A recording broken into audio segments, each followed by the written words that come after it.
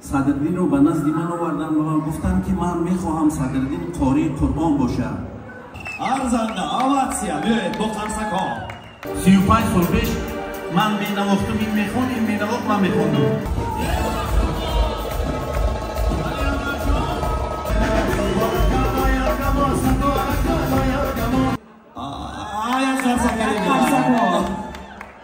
ای دوست بیا که توی ما باشم. زیرا محققان موسیقی تا به حال هنر صدرالدین را تحقیق نکردن.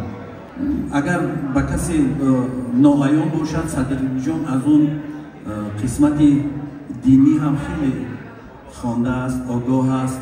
با شما کمپانی شاهنامه را توصیه می‌دیم با دل پر به تمام دنیا و باوری بلیط خریداری نمایید. خدمت رسانیشان به سطح بلند است، نرخشان خیلی ارزان است. مرحمت در واتساپشان نویسید. این را شما جمعه را خوشانید بگذار ماهیره این را در سر شوهرش بماند. اولی جناب یک کف خوبی ها قرصک میزنیم. ارزنده اواتسیا بیاید با قرصک ها. آفرین. قرصک ها کمند در سمرقند همیشه قرصک. یک قرصک ها. آفرین. برک شود. من خاطره هایم چند سال با قفا رفت اینجا این بزم سور را میدیدم، خرسندی را میدیدم، شادی و نشاط را میدیدم. من هیچ فکر نمی کنم که فرزندی به دنیا آید که باعث رنجش خاندانی کسی دیگر باشد. صدرالدین رو به نزد من آوردن و گفتن که من میخواهم صدرالدین قاری قرآن باشه. اما صدرالدین شب تا روز میگوید که من رو نزد فقط سعید بر من حافظ میشن.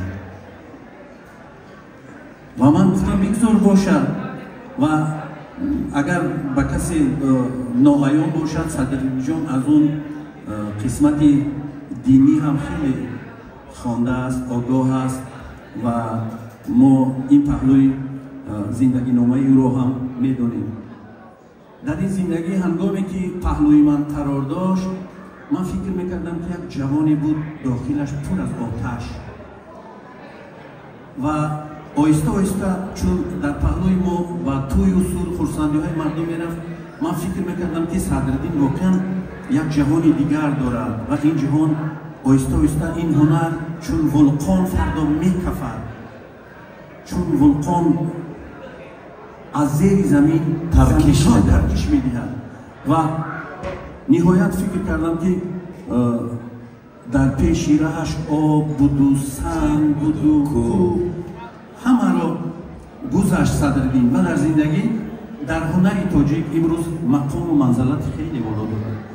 اگر من به هنرمندانی واقعا مشرق زمین صدرالدین را خوشبختانه که اگر در ردیف آنها مانم خطا نخواهم کرد، زیرا محققان موسیقی تا به حال هنر صدرالدین را تحقیق نکردند و فکر میکنم فردا میرسد معلی خان، فردا سالنامه‌نگاران، فردا موسیقی شناسان تاجیک پیدا میشن که دایره هنر صدرالدین به جستجو می‌نمایند و واقعا میفهمند که هنر صدرالدین مقام و منزلت خاصه دارد در هنر تاجیک و همون موسیقی معاصری که امروز صدرالدین پیش میبرد و واقعا این یک پاتریوت تاجیک است. نه همه ما میدونیم که صدرالدین واقعا پاتریوت ملت تاجیک است و این برای ملت تاجیک جان میدهد، جان میکند. هر کجا صدای اگر تاجیکان باشد، صدرالدین اونجا هم هنرش، هم صدایش، هم خودش اونجا هست. چون من این رو به کمال رسیدم و باید رسیدم میدونم. من صدرالدین رو از خوردیش میدونم که واقعا صدرالدین یک نفر دلداده مردم تاجیک است. اصلا دلداده هنر است. اون فرقی ندارد که چی ملت از در دنیا برای آنها سرود میخواند، برای آنها میگوید، برای آنها درد میکشد، برای آنها ناله میکند، برای آنها سرود میخواند، برای آنها ساز و سوزش دارد. واقعا صدرالدین یک شخص است که همه ما با این گونه جوانمرد باید فخر کنیم. با این گونه جوانمرد باید فخر کنیم. بله و مثل که صدرالدین خودش میگوید در شب پرستاره اسم مرا صدا کن، اسم صدرالدین را از تمام گوشه و کنار دنیا امروز صدا میکنند. واقعا نه همه هنرمندان، نه همه سرود، نه همه شخصیت ها شوری انجمن ها میگردند، اما صدرالدین شوری انجمن ها شده و آقای فرقت فقط با سخن جان شما خلاص نمیشه. من میخواهم که شما در برابر این سخنان ناب، زلال، صاف، زیبا باز آن آواز مرغله‌دار خود را از حنجره بیرون بکنید تا مردم سمرقند مهمانان دوشنبه کیف کنند. آرزو جان تا اون وقتی که به عقل می‌دهیم به پول میخونیم که من به عقل شدگیم به پول نمیخونم بگم. بله امروز مطمئن باشد که یک تین نمیگیرید. سال بچه میخونیم برای صدرالدین میخونیم 35 سال پیش من مینواختم این میخون این مینواخت من میخوندم ای دوست بیا که تویم آباد شود